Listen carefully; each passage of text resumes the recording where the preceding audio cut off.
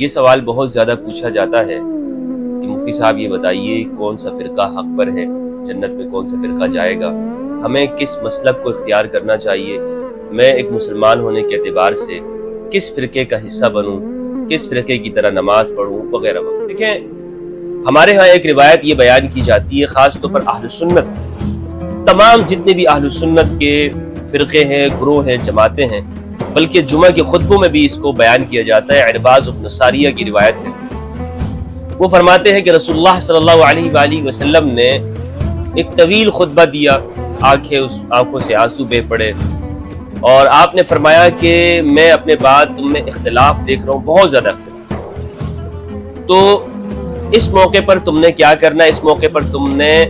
میری سنت پہ چلنا ہے اور خلفائے راشدین المہدیین کی سنت پہ چلنا ہے،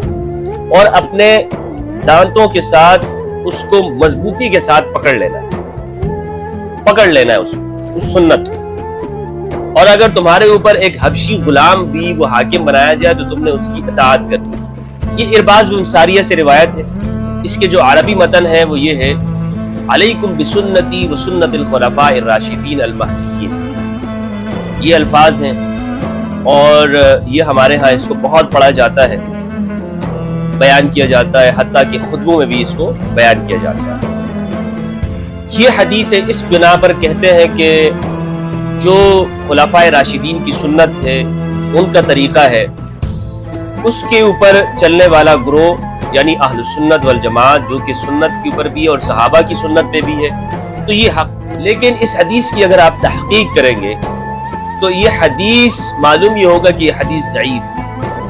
اس حدیث کو بخاری مسلم نے روایت نہیں کیا، ابن ماجہ، ترمذی، مسند احمد، بزار وغیرہ نے اس کو روایت کیا ہے،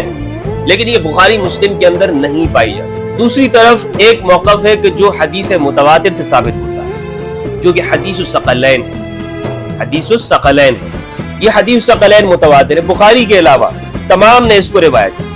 مسلم میں موجود ہے، حدیث الثقلین مسلم میں موجود ہے، اور حدیث الوصیہ وہ بخاری کے اندر بھی موجود ہے۔ تو جو متواتر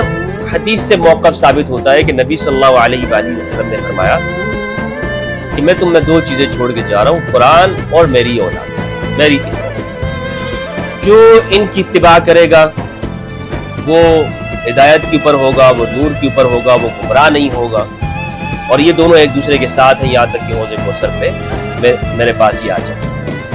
اب یہ حدیث یہ صرف ایک صحابی سے نہیں ہے کہ ہم کہیں کہ یہ زید بن ارقم سے ہے مسلم کے اندر، نہیں، بلکہ یہ حدیث کثیر صحابہ کرام سے مروی ہے، 35 صحابہ کرام سے تقریباً یہ حدیث مروی ہے، جہاں تک میرے علم میں ہے، جابر بن عبداللہ، زید بن ارقم،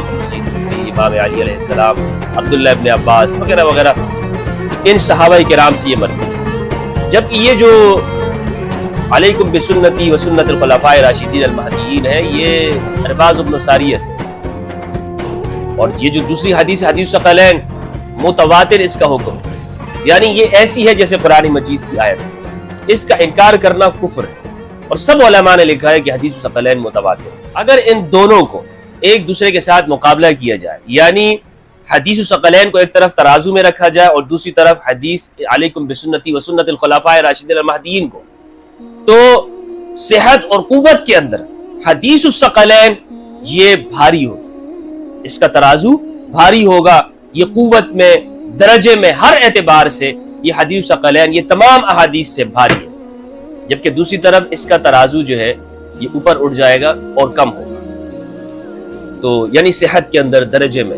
تو حدیث الثقلین سے جو بات ہمیں معلوم ہوتی ہے کہ نبی صلی اللہ علیہ وآلہ وسلم نے اس امت کے لیے جو چیز چھوڑی ہے وہ قرآن مجید ہے اور وہ اہل البیت علیہ السلام۔ اس لیے تو ٹوک بات میرا موقف یہ ہے کہ جو شخص یا جو عقیدہ، جو جماعت حدیث الثقلین پر عمل کرنے والی ہوتی، حدیث الثقلین کو اپنا محور، اپنی دعوت کا مرکز سمجھے گی، اپنی نجات کا ذریعہ سمجھے گی، اپنی نجات کا سبب سمجھے گی، قرآن مجید سے رہنمائی لینی، اہل البیت علیہ السلام کی اتباع کرنی، ان کے پیچھے چلنی، ان کے اسوہ پر